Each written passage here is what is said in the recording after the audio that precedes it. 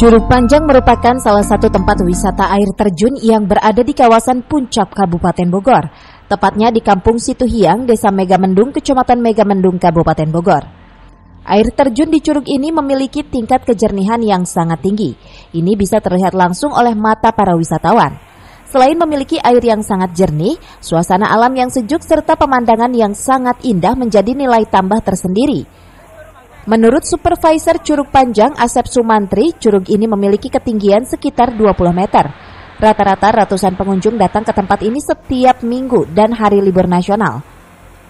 Kebanyakan pengunjung yang datang ke Curug Panjang datang dari ibu kota dan beberapa daerah penyangga lainnya. Adapun harga tiket masuk ke curug ini masih sangat terjangkau. Pihak pengelola hanya mematok tarif sebesar Rp15.000 saja. Untuk menuju Curug Panjang, para wisatawan harus melewati jalan terjal dan menantang.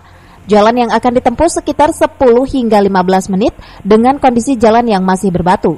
Namun sesampainya di lokasi, mata wisatawan akan disuguhkan langsung oleh keasrian alam yang masih sangat terjaga serta dimanjakan dengan suara derasnya air. Dari Kabupaten Bogor, Cepi Suryadi melaporkan.